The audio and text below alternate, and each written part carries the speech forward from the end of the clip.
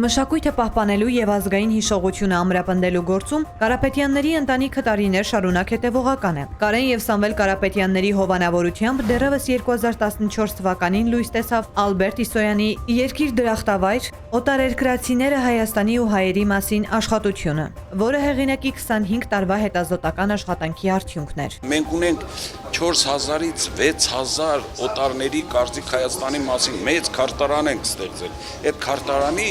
շնորհիվ միջոցով կարողացել են կողմնորոշվել եւ ընտրություն են կատարել։ Գրքում զետեղված են օտարազգի հարյուրավոր հեղինակ վավերագրողների եւ գործիչների վկայությունները Հայաստանի հայ ժողովրդի ու հայոց ցեղասպանության մասին։ Առաջին նպատակը դա հայ սկսնակ պատմաբանների համար ստեղծել դաշտ, որպեսզի արագ կարողանան ինֆորմացիա հավաքեն նրանք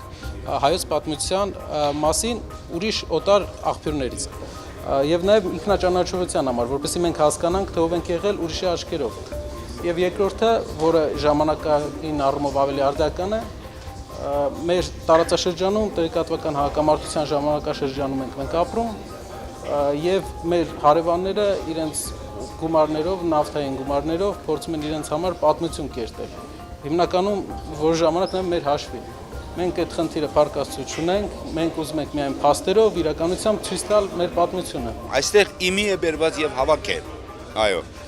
Եվ ես մտածում եմ, որ այս գիրքը մի հատորով չէ, որ պիտի ավարտվի, որովհետեւ այնքան բան կա ասված մեր ժողովրդի մասին։ Սա գանձիպես մի բան է։ Կարապետյանների ընտանիքի ուշադրության կենտրոնում մշտապես եղել են կրթության, գիտության, մշակույթի ոլորտները։ 90-ականներից սկսած նրանք հովանավորել ու աջակցել են մանկավարժներին, գիտնականներին ու մշակութային գործիչներին։ Արխիվային այս կադրերը օրինակներից մեկն է, երբ Լոռու մարզի ավելի քան 300 մանկավարժ ու 50 երիտասարդ գիտնական հավաքվել են մեկ հարկի տակ, արժանանալու Կարապետյանների ամենամյա պարգևին։ Կարող ես վաստակել աշխարհն էլ ունենալ քո սեփականությունը իբրև, բայց մարդ շահ է, գիտություն, մշակույթ շահ է, արվեստ շահ է, եւ նրանց միջոցով մեր մանկավարժներին մեծարել, գիտնականներին մեծարել ամեն մարդու բան չի։